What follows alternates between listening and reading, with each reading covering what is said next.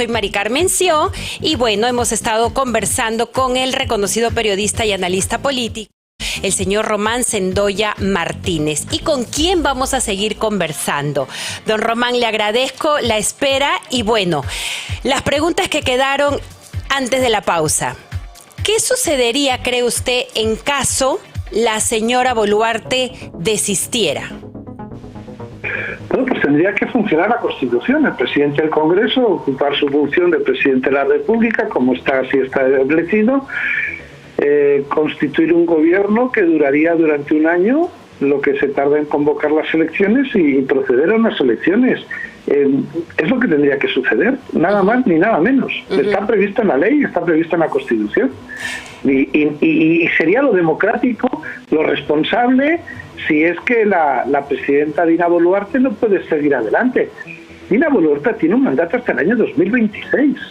Ella será la que quiera acortarlo si el Congreso además hace las reformas legales oportunas para poder acortar esta legislatura. Porque esta legislatura está establecido que dura hasta el 2026.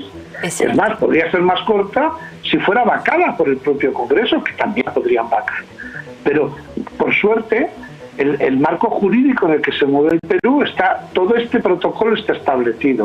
Y lo único que hay que hacer en una sociedad, ya que para eso está el imperio de la ley, que esa es la base de la democracia, lo que hay que hacer es que se cumpla la ley. No hay ningún problema. Está todo previsto. Ahora, pero también existe el riesgo de que ella pueda hacer este llamado o presionar un poco al Congreso como para que se adelanten las elecciones presidenciales.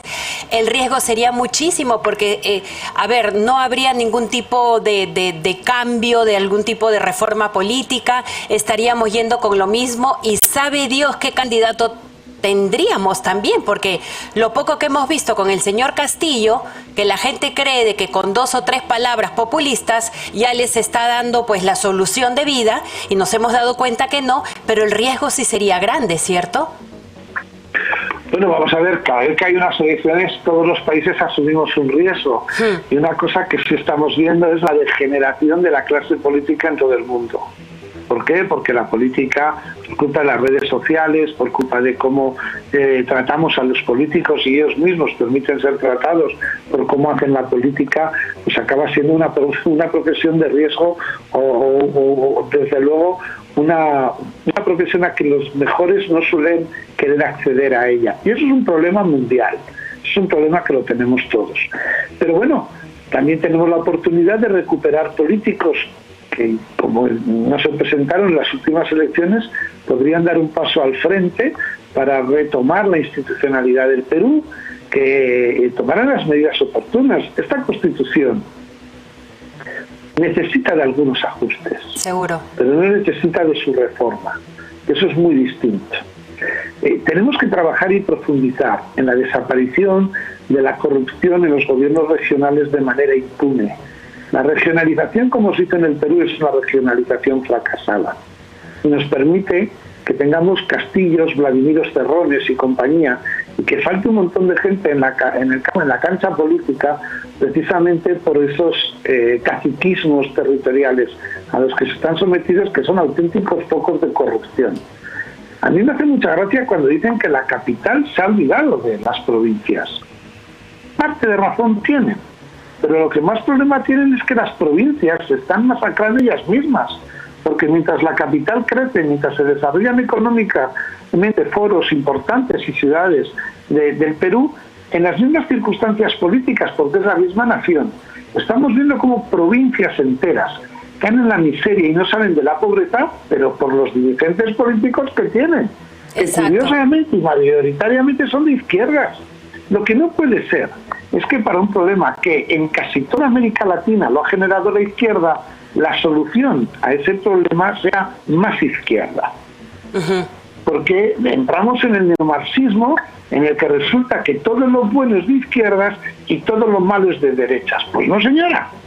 El problema que tenemos es que la izquierda, y estamos viendo, es corrupta, es narco, es ineficaz, es una cultura de mal reparto, pero de no generación. En ninguno de los países donde está gobernando la izquierda está generando riqueza, todo lo contrario. Y tenemos experiencias cercanas, la de Venezuela, cómo está yendo Bolivia, cómo cayó Guatemala, qué ha pasado con Cuba. allá donde está la izquierda lo que crece curiosamente es la brecha de pobreza. Y son los pobres los que dicen reivindicamos y exigimos más izquierda. Pero bueno, que piensen un día en casa antes de salir a votar, que pongan un rinconcito, el rincón de pensar, y que analicen cómo les va con lo que tienen. Y desde luego les va muy mal. Sí, es irónico, porque sabemos de que a la izquierda le conviene de que existan estas brechas de pobreza, porque ahí es donde ellos van a poder asusarse más, meterse en el poder, saber lo que ellos tienen o no tienen que hacer, pero también si es un método que no funciona, que se sabe cómo están todos estos países como Venezuela, Cuba, Nicaragua, ¿por qué recobra fuerza? ¿Qué pasa, digo yo, don Román, con el ciudadano? O sea, ¿en qué se enfoca? ¿Cómo vota? ¿Es también parte de culpa lo tienen los partidos políticos que no tienen un buen filtro? ¿Por qué Sudamérica está como está, sabiendo de que no ha funcionado antes, pero sin embargo siguen votando por estos individuos? Lo primero que le preocupa al ciudadano es vivir, no votar. Aunque somos seres políticos, es mucho más importante y fuerte lo cotidiano que es lo coyuntural a lo estructural, que es lo político. Y entonces se ha conseguido establecer unos modelos en los que en función de tu clase social o tu origen eres una cosa u otra. Por ejemplo, ahora la izquierda siempre dice que la policía es de derechas. No, la policía responde a los gobiernos. Si los gobiernos son de izquierdas, la policía responde a gobiernos de izquierdas. Y si el gobierno es de derechas, la policía, como vehículo del estructural, del poder político y del Estado, responde a la ideología del gobierno. No puede ser que las policías siempre son de derechas, no, son de quien gobierna. Entonces, y se comportan democráticamente o no, cosa que hemos visto que la peruana sí. ¿Qué pasa? Que luego otro modelo que hacen las izquierdas es la fragmentación de las sociedades en núcleos de decisión muy pequeños. Porque en los núcleos de decisión muy pequeños ellos siempre ocupan el liderazgo. Y ahí tenemos los pueblos originarios, las naciones oprimidas, una serie de inventos que se van generando en el que siempre los lideran ellos. Colectivos LGTBI+, NBA, todo tipo de tribus, animalistas, no animalistas. ¿Para qué? Para que siempre ponen uno de ellos al frente. Luego lo que hacen es decir que es más importante los grupos políticos que los individuos, los derechos colectivos frente a los derechos individuales. Eso es lo que hizo el nazismo, eso es lo que hizo el fascismo, eso es lo que hizo el leninismo, en el que el individuo deja de ser individuo para ser colectivo. Ellos manejan el colectivo, por lo tanto ellos se arrogan la representación de todos. Y hacen que ellos se autoatribuyen la representación de todo el pueblo. Estamos viendo como una minoría, como ayer asalta Lima, había más policías que representan a la legalidad que a los manifestantes, pero consiguen contar y establecer un relato que sea que el pueblo dice y el pueblo es el oprimido, ¿no? Son unos cuantos que son los delincuentes que, como no ganan las elecciones y cuando las ganas no lo saben hacer bien, quieren mantenerse en el poder como sea. ¿Y qué ha pasado? Pues que estamos en un mundo global, en un mundo globalista, que es además de inevitable, inexcusable, y en el que los cambios de modelo paradigmático, tenemos una crisis cultural, tenemos una crisis económica, tenemos una crisis social, tenemos una crisis muy grande. Bueno, no tenemos una crisis, lo que tenemos es una revolución, que es el cambio del modelo de sociedad analógico a la sociedad digital, que no sabemos interpretarla y estamos aprendiendo a formar parte de ella. Entonces eso lo que ha generado es una enorme frustración de las expectativas. Es decir, es curioso, y a mí me llama la atención, cómo en Chile una burguesía que creció con la derecha, sus hijos, que son beneficiarios de ese crecimiento económico, resulta que por complejos de origen, por síndromes de ruptura con sus padres, abrazan la izquierda, que es lo único que les lleva a la pobreza. Sí. Y ahí tenemos un país que no tiene constitución, que no quería reconocer la propiedad privada y que ha rechazado esa nueva constitución que les traían porque no contemplaba más que derechos estúpidos, pero realidades ninguna. Bueno, pues eso mismo nos quieren hacer en el Perú, lo cual es absurdo. Pero es que eso mismo es lo que hicieron en Venezuela. Y después de tener un experimento que ha funcionado durante 30 años y ya sabemos con qué resultado, lo que es absurdo es que lo intentemos abrazar. Y lo que es muy lamentable es que en este globalismo hay una organización de izquierda mundial que sí trabaja, pero no existe una organización de derechas mundial que contrapese esa organización de izquierdas. Y vemos cómo hay injerencias en la soberanía, como la que hemos vivido en Perú por parte de Chile, Bolivia, Argentina, México o Colombia, en el que un presidente como es Gustavo Petro, que es un señor que en su trayectoria, y no es opinión, es diagnóstico, porque él fue narco y terrorista, pues un narcoterrorista dice que hay que liberar a Pedro Castillo. Es que, claro, defiende a sus hermanos. Seguro. Pero es una injerencia inaceptable, como lo que está pasando con Bolivia. No queremos que nos gobierne Lima, que es la capital de nuestro país, pero aceptamos que Bolivia se meta en todas las gestiones de lo que estamos sufriendo, organizando una guerra no declarada, encubierta, detrás del narco, entre Perú y Bolivia, con el objetivo histórico de la salida al mar y de crear la supuesta gran nación aymara, por un montón de ni aymaras ni nada, que son mestizos como todos, al final, que ya han pasado muchos años. ¿Para qué? Para quedarse con el cultivo de la coca, con el cultivo de la amapola, tener una salida al mar y montar un narcoestado nuevo. Y eso resulta que lo aprueban presidentes de otras naciones. Yo no lo entiendo, pero es que sí hay que comprenderlo como ese modelo globalista internacional de la izquierda, en el que además que tanto hablan de ética y estética de izquierda, resulta que avalan y amparan a personajes que son corruptos, demostrado, narcos, demostrado, terroristas, demostrado, y delincuentes. Entonces, a mí que no me hablen de la preponderancia de la ética de la izquierda, cuando esta es la realidad que tenemos delante. Así es, la famosa caviarada. También hay derecha mala, ¿eh? Sí. Que también hay derecha mala. Sí, además, claro que sí. Además, vamos a ver que las organizaciones no delinquen las personas. Pero cierto. Cuando es una obviedad y tenemos delante todos los ejemplos, y a mí que López Obrador, que sus abuelos son de Santander, que está a 400 kilómetros de Madrid, no digo sus ancestros, digo sus abuelos, que no me hable de que él representa a los pueblos originarios, porque representará a los pueblos originarios de Cantabria, que es una región de España. Claro. No puede representar a los aztecas. Claro. Sí, sus abuelos estaban aquí hace unos años y eran de Santander. Sí, tiene toda la razón. O sea, ¿con qué moral puede señalar, hablar? Pero bueno, como usted bien dice, ¿no? Este tipo de individuos, de personas que tienen estas ideologías o sus propios intereses también, se llaman a sus similares, ¿no? Son iguales a ellos. Pero ¿qué le ha faltado a la derecha durante todo este tiempo? Si bien es cierto, la izquierda ha estado haciendo todo este trabajo, entre comillas, silencioso, porque han avanzado y avanzado, ¿qué le faltó a la derecha, don Román? Bueno, pues mire, a la derecha le faltó un momento histórico que tuvo la izquierda, que además es donde se constituye el fracaso del modelo de la izquierda, que es el 9 de noviembre de 1989, cuando el muro de Berlín fue derribado. No se cayó el muro de Berlín. El muro de Berlín, la primera posverdad, es decir, una mentira convertida en verdad por mucha repetición, es la caída del muro de Berlín. El muro de Berlín fue derribado por las ansias de libertad de cientos de millones de europeos que estuvieron durante 70 años sometidos al comunismo. El 9 de noviembre a las 4 de la mañana no salió un berlinés con su perrito a que hiciera pipí y de repente dijo, ¡ahí va, se ha caído el muro! No.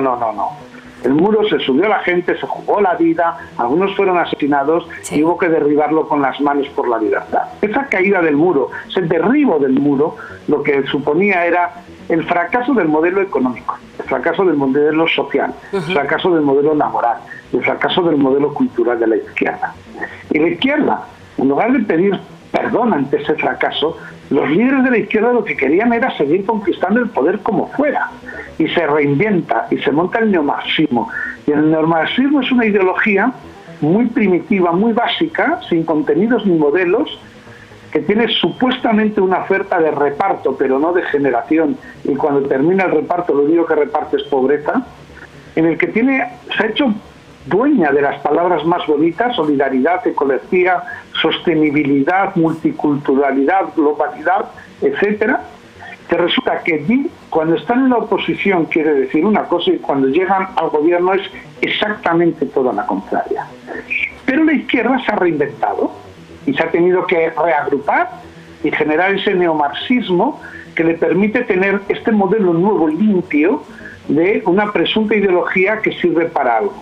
El problema de la derecha, que precisamente por su eficacia, que derrotó el modelo cultural, laboral, social, ideológico de la izquierda, es que arrastra, porque la derecha también tiene sus defectos, Seguro. arrastra sus defectos históricos y sus estructuras históricas, y no se ha reinventado. La derecha no ha tenido su muro de Berlín, y entonces nos encontramos en el que una derecha democrática actual y moderna tiene que aguantar que se le identifique con dictaduras obsoletas de los años 70 o 60, como si fueran lo mismo y homogéneo. Y ya no tienen nada que ver. Lo que pasa que el tracto sucesivo de la transformación del ideario político no ha tenido un break como tuvo el muro de Berlín. Y ese es uno de los grandes problemas que tiene la derecha. Y luego el complejo que no sabe quitárselo de encima. La derecha moderna de Chile tiene muy poco que ver con Pinochet, como la derecha nueva española no tiene nada que ver con el franquismo. Pero bueno, con que la izquierda diga el susto un franquista, hay gente que se arruga. Hay muchos más de izquierdas que tienen muchos más vínculos, mucho más potentes con las dictaduras de derechas y con el desarrollo que mucha gente que está bien a la derecha. Es lo que hay que saber y crear, es ese ideario de la derecha moderna que genera riqueza, que genera desarrollo, que reduce las brechas de pobreza, como está demostrado, y que lo que hace es tener un modelo social en el que la izquierda no tiene sitio, y es atacada por la izquierda precisamente porque a la izquierda no le interesan los ciudadanos y solo le interesan los pobres, porque los fabrican por millones, nada más. Tan cierto todo, don Román. Ahora, ya para terminar, quería preguntarle, ¿qué cree usted acerca de todas estas protestas violentistas? ¿Se van a sostener en el tiempo? Porque todo está tan bien planificado, tan bien presupuestado, que la gente que ha venido de provincia, esa gente también va en algún momento necesitar regresar a sus casas, trabajar, comer, en fin. ¿Qué cree usted? ¿Nos aguantaremos? Vamos a ver, yo creo que es muy importante, para que esto vaya terminando, cosas que ya está haciendo el propio gobierno, que es cambiar muchos mandos intermedios de la administración pública que eran financiadores de todo este movimiento. Lo segundo es que yo creo que ha habido, y si no, pues no pasa nada, pero yo creo en la separación de poderes y en la justicia. Yo creo que hay una actividad delincuencial por parte de algunos políticos y dirigentes movilizando estas masas que deberían ser asumidas con la dureza política que se supone de restricción, deteniéndolos y aplicándoles las leyes que tienen que ser para ir quitando parte de ese modelo organizativo que yo creo que además están abusando de la buena voluntad de muchos ciudadanos que les siguen. Unos cuantos miles frente a millones, pero les siguen. También creo que estas vacaciones pagadas, este viaje cultural y turístico que han hecho algunos de las provincias a Lima, que van a descubrir el mar, que no lo habían visto nunca, van a ver una gran ciudad como es Lima, pues igual les invita a quedarse en Lima y desarrollar una nueva vida de trabajo, y en el que pueden vivir en unas condiciones muy distintas a las que las oligarquías, mayoritariamente de izquierdas, aunque se utilice la palabra oligarquía, de izquierdas, y todo ese estructura política corrupta que tenemos en muchas provincias, pues digan, pues prefiero quedarme en Lima, ¿no? Que igual para eso ha servido esto, para abrir mentalidades y para abrir ideas. Y yo sí creo que el Estado es mucho más fuerte que la caja de resistencia de estos ciudadanos, y que lo único que hay que tener es la conciencia tranquila por parte del gobierno de que está haciendo lo que tiene que hacer, que es lo que manda la ley. A todos nos duelen las muertes. Sí. Nos parece un drama que por una ideología política muera gente, pero yo lo tengo clarísimo desde el minuto uno. Todos los muertos que ha habido, pero absolutamente todos, tienen que ir a la cuenta de Pedro Castillo y sus socios. Él es el que dio el golpe de Estado. Hasta ese día no había marchas, no había muertos, no había toda esta violencia en la calle. El que la desata es él. Y el responsable es él y los que le apoyan. Y todos los muertos no son de la policía, ni de la extrema derecha, ni de la capital, ni de los pitucos. No. Esto tiene unos responsables, tiene un inicio, tiene una fecha, tiene un detonante, como los explosivos, Y el que ha activado esa mecha se llama Pedro Castillo. El que ha activado esa mecha es Movadef. El que ha activado esa mecha es Perú Libre. Y todos ellos son los únicos responsables de esto que está pasando. Ellos. Sí. Los demás, lo que está haciendo el Estado de Derecho es protegerse de un ataque. Y lo siento mucho por los que se sientan frustrados, que la próxima vez piensen a quién van a votar, que sean más exigentes, que porque sea de provincias y lleve sombrerito y parezca que es un analfabeto funcional, no solo parecía, lo era, pero además de ser un analfabeto funcional, lo que era un corrupto, era un ladrón, que se ha beneficiado de los pobres del Perú para intentar enriquecer a sus sobrinos comprando Porsche Cayennes, recibiendo coimas de todas las estructuras del Estado. De eso la culpa, la única que la tiene es la izquierda de Pedro Castillo. Y eso tiene que quedar claro, y no hay que doler prendas en contarlo, porque antes del 7 no había pasado nada de esto, excepto que él robaba. Y de eso la culpa la tiene él. Sí. Y luego pedir responsabilidad a las fuerzas políticas y a los que se van a presentar al Congreso de que tienen que tener una vocación de servicio público. También. Vienen a representar a los peruanos, no a representarse a ellos mismos y a vivir bien ellos. ¿Sí? La función pública tiene una carga de sacrificio y también de satisfacción de poder cambiar las cosas en un país. A mí, cuando uno coge las curvas de pobreza que se han ido reduciendo en estos 20 años de democracia, pues es para sumar con todos los defectos que han tenido a todos los que han trabajado en el país, en el Congreso, en los gobiernos y en las distintas instituciones para reducir la brecha de pobreza. Ahora, cuando uno coge desde que está Castillo y ve cómo se dispara la brecha de pobreza, la culpa la tendrá Castillo. Claro. No los demás. Usted lo acaba de decir, don Román, con nombre propio. Usted ha hablado más claro que el agua y de verdad yo le agradezco mucho por este enlace, le agradezco mucho que se haya tomado de su tiempo para seguir informando a la gente las cosas como son. Y se llaman por su debido nombre. Aquí hay un responsable, existen responsables que deberían de estar presos, sí. Así es que por eso y por esta tan enriquecedora conversación, muchísimas gracias, don Román. Gracias, Mari Carmen. Siempre a su disposición. Muchísimas gracias. Lo esperamos pronto aquí en el estudio. Muchísimas gracias. Muy amable por su tiempo. Espero pronto ir. Sí, espero.